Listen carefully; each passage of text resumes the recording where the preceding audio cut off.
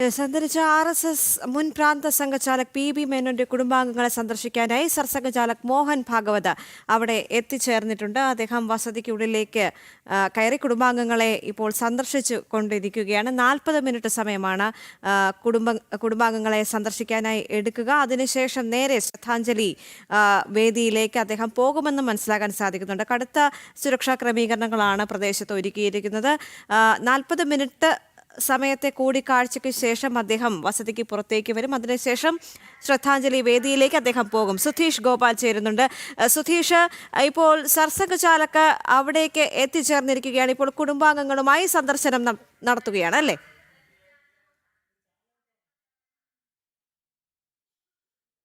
കാര്യാലയത്തിൽ നിന്നും RSSന്റെ Sarsanghchalak doctor Mohan Bhagwat PB മേനോന്റെ വസതിയിലേക്ക് എത്തിച്ചേർന്നു. ഇപ്പോൾ കുടുംബാംഗങ്ങളുമായി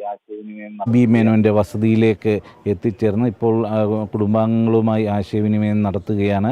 അതിനുശേഷം 10-15 ഇവിടെ നിന്നും നെടുമ്പാശ്ശേരിയിലേക്ക് പോകും എന്നതാണ് നമുക്ക് അറിയാൻ കഴിയുന്നത്. നമുക്കറിയാം, നേരത്തെയും ഇവിടെ വന്ന് PB മേനോൻ അസുഖബാധിതനായിരിക്കുമ്പോൾ ഇവിടെ വന്ന് കാണുകയും ആശയവിനിമയം നടത്തുകയൊക്കെ ചെയ്തിട്ടുണ്ട്. ഏറെക്കാലം ഒരുമിച്ച് RSSന്റെ പ്രവർത്തനങ്ങൾ പങ്കാളികളായിരുന്നു. കേരളത്തിലെ കാര്യങ്ങളൊക്കെയും ഇടയ്ക്ക് വിളിച്ച് തിരക്കുകയും ഒക്കെ ചെയ്യുന്ന ഒരു ആത്മബന്ധം PB മേനോനും RSS സർസംഘചാലക് ഡോക്ടർ മോഹൻ ഭഗവതും തമ്മിലുണ്ടായിരുന്നു. അതുകൊണ്ട് തന്നെയാണ് നേരത്തെ കേരളത്തിലെത്തിയപ്പോൾ അദ്ദേഹം ആലുവയിലെ വസതിയിലെത്തി PB മേനോനെ സന്ദർശിച്ചത്. PB മേനോനെ കുറിച്ച് പറയുമ്പോൾ നമുക്കറിയാം, 2003 മുതൽ പ്രാന്ത സംഘചാലകമായി പ്രവർത്തിച്ചിരുന്ന ഒരു വ്യക്തിത്വമാണ്. അതിനോടൊപ്പം തന്നെ സാമൂഹ്യ സേവന പ്രവർത്തനങ്ങളിലെല്ലാം തന്നെ വളരെ മുന്നിട്ട് നിന്ന മാതൃകാപരമായി പ്രവർത്തനം കാഴ്ചവെച്ചിട്ടുള്ള ഒരു വ്യക്തി കൂടിയായിരുന്നു അദ്ദേഹം. വിശ്വശാന്തി ഫൗണ്ടേഷനിലൂടെ ആയാലും RSSന്റെ പ്രവർത്തനങ്ങളിലൂടെ ആയാലും എല്ലാം തന്നെ ജനങ്ങളെ സേവിക്കുക, ദേശത്തെ സേവിക്കുക എന്നതൊരു സ്വന്തം ബാധ്യതയായി, ഉത്തരവാദിത്വമായി, കടമയായി കണ്ട് ജീവിതം മുന്നോട്ട് കൊണ്ടുപോയ ഒരു വ്യക്തിത്വമായിരുന്നു PB മേനോൻ്റേത്. ചാർട്ടേഡ് അക്കൗണ്ടൻ്റായി പ്രവർത്തിക്കുമ്പോൾ ആ മേഖലയിലും വലിയ പ്രശസ്തി നേടിയ ഒരു വ്യക്തി കൂടിയായിരുന്നു PB മേനോൻ. വലിയ രീതിയിലുള്ള സേവന പ്രവർത്തനങ്ങൾ, നിരവധി പേർക്ക് സഹായഹസ്തവുമായി എത്തിച്ചേർന്ന അത്തരത്തിൽ ജീവിതം സമൂഹ സേവനത്തിന് വേണ്ടി മാറ്റിവെച്ച ഒരു വ്യക്തിത്വമായിരുന്നു. അതോടൊപ്പം തന്നെയായിരുന്നു ദേശീയതയിൽ ഊന്നിയുള്ള പ്രവർത്തനങ്ങളും. അങ്ങനെ എല്ലാ തരത്തിലും നാടിന് മാതൃകയാക്കാൻ കഴിയുന്ന, ഓരോരുത്തർക്കും മാതൃകയാക്കാൻ കഴിയുന്ന ഒരു ജീവിതം തന്നെയായിരുന്നു അദ്ദേഹത്തിൻ്റേത്. അദ്ദേഹത്തിൻ്റെ വേർപാട് വലിയ വേദനയാണ് അദ്ദേഹത്തെ അറിയുന്നവർക്ക്, സുഹൃത്തുക്കൾക്ക് എല്ലാം ഉണ്ടാക്കിയതും. ആ ഒരു വേദന ഉൾക്കൊണ്ടുകൊണ്ട് തന്നെയാണ് ഇന്ന് RSSന്റെ സർസംഘചാലക് ഡോക്ടർ മോഹൻ ഭഗവതും ഇവിടെ എത്തിച്ചേർന്നിട്ടുള്ളത്. അല്പസമയം മുമ്പ് ഇവിടെ എത്തിച്ചേർന്നു. ബംഗാൾ ഗവർണർ EV ആനന്ദബോസും ഇവിടെയുണ്ട്. ഇവിടെ നിന്നും 10-15 നെടുമ്പാശ്ശേരിയിലേക്ക് റോഡ് മാർഗം തിരിക്കും എന്നതാണ് നമുക്ക് അറിയാൻ കഴിയുന്ന കാര്യം. 9:30 ആലുവ കാര്യാലയത്തിൽ നിന്നും അദ്ദേഹം PB മേനോൻ്റെ വസതിയിലേക്ക് തിരിച്ചത്. ഇന്നലെ രാത്രി 11:30 നെടുമ്പാശ്ശേരി വിമാനത്താവളത്തിൽ എത്തിച്ചേർന്നത്. അവിടെ നിന്നും ആലുവ RSS കാര്യാലയത്തിലേക്കാണ് അദ്ദേഹം എത്തിച്ചേർന്നത്. അവിടെയാണ് ഇന്നലെ തങ്ങിയത്. അവിടെ നിന്നും രാവിലെ 9:30 ഇവിടേക്ക് പുറപ്പെടുകയായിരുന്നു. ഇവിടെ എല്ലാവിധ സുരക്ഷാ ക്രമീകരണങ്ങളും അദ്ദേഹം വരുന്നതിൻ്റെ ഭാഗമായി ഒരുക്കിയിട്ടുണ്ട്. PB മേനോൻ്റെ വസതിക്ക് മുന്നിലൂടെയുള്ള ആ റോഡിൽ മറ്റ് വാഹനങ്ങളുടെ ഗതാഗതമടക്കം നിയന്ത്രിച്ചിട്ടുണ്ട്. അദ്ദേഹം ഇവിടെ നിന്നും മടങ്ങിയ ശേഷം മാത്രമേ ഇതുവഴിയുള്ള ഗതാഗതം ഇനിയും പുനഃസ്ഥാപിക്കുകയുള്ളൂ.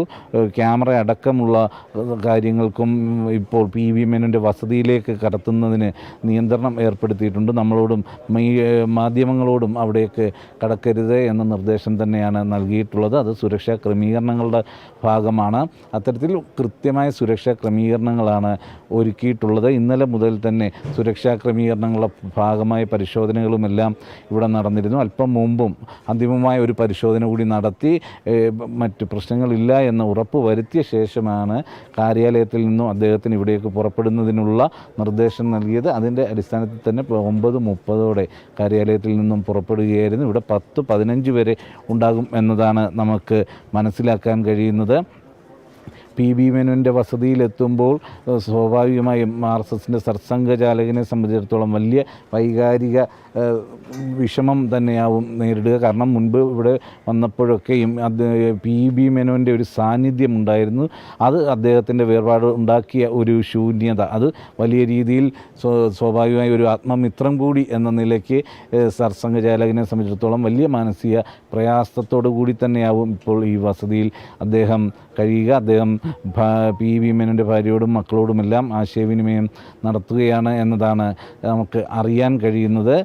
അത്തരത്തിൽ സംസാരിക്കുമ്പോൾ അത് നേരത്തെ കേരളത്തിലെ RSSൻ്റെ പ്രവർത്തനങ്ങളുമായി ബന്ധപ്പെട്ടായാലും മറ്റ് ആശയപരമായ കാര്യങ്ങളിലുമെല്ലാം പരസ്പരം ആശയവിനിമയം നടത്തിയിരുന്ന രണ്ട് വ്യക്തിത്വങ്ങളായിരുന്നു PB മേനോനും ഡോക്ടർ മോഹൻ ഭഗവതും എന്ന കാര്യവും എടുത്തു പറയേണ്ടതായാണ്. ആ ഒരു സാഹചര്യത്തിൽ ഇപ്പോഴിവിടെ എത്തിച്ചേരുമ്പോഴുള്ള ആ ഒരു ശൂന്യത മാനസിക വലിയ പ്രയാസം തന്നെ സൃഷ്ടിക്കും. ഇവിടെ 10-15 വരെ ഉണ്ടാകും എന്നത് തന്നെയാണ് നേരത്തെ മുതിർന്ന BJP നേതാവായ കുമ്മനം രാജശേഖരൻ PB മേനോൻ്റെ വസതിയിലെത്തിയപ്പോൾ പറഞ്ഞത്. 10-15 കൂടിയാവും ഇവിടെ നിന്നും നെടുമ്പാശ്ശേരിയിലേക്ക് പുറപ്പെടുന്നത്. ദേവിക. ശരി സുധീഷ്, എന്തായാലും 40 മിനിറ്റ് സമയമാണല്ലോ കൂടിക്കാഴ്ചയ്ക്കായി എടുക്കുക. അതോടൊപ്പം തന്നെ ഇത് കഴിഞ്ഞാൽ നേരെ ശ്രദ്ധാഞ്ജലി വേദിയിലേക്കായിരിക്കും അദ്ദേഹം പോവുക, അല്ലേ?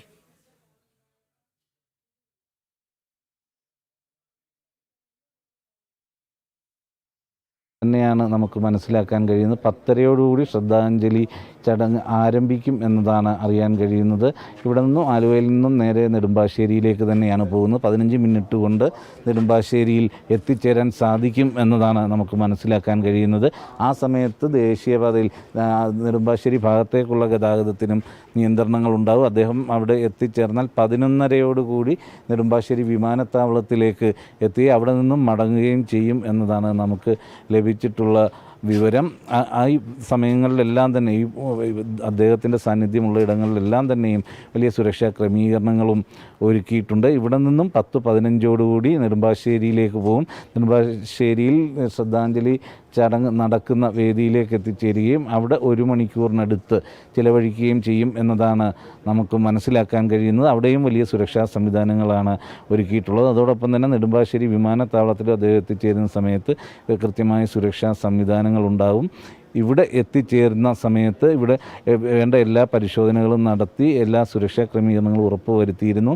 അതോടൊപ്പം തന്നെ ബംഗാൾ ഗവർണർ എത്തിച്ചേർന്നപ്പോൾ ഗവർണർക്കൊപ്പമുള്ള ജീവനക്കാരെ അടക്കം പുറത്തേക്ക് മാറ്റിക്കൊണ്ടുള്ള ക്രമീകരണങ്ങളുമാണ് നടത്തിയിട്ടുള്ളത്. ഇപ്പോൾ ഈ വസതിയിൽ അദ്ദേഹം ഒറ്റ വാഹനം മാത്രമാണ് അവിടെ ഉള്ളത്. ബാക്കി വാഹനങ്ങളെല്ലാം തന്നെ പുറത്തേക്ക് മാറ്റുകയും ചെയ്തിരുന്നു. അദ്ദേഹത്തോട് ഒപ്പം RSSൻ്റെ വിവിധ പ്രവർത്തകരും എത്തിച്ചേർന്നു എന്നാണ് നമുക്ക് ലഭിക്കുന്ന വിവരം. ഒപ്പം PB മേനോൻ്റെ ഭാര്യയും മക്കളും കൊച്ചുമക്കളും അടക്കമുള്ളവരും വസതിയിലുണ്ട്. അവരുമായി എല്ലാം ഇപ്പോൾ ആശയവിനിമയം നടത്തിക്കൊണ്ടിരിക്കുകയാണ്.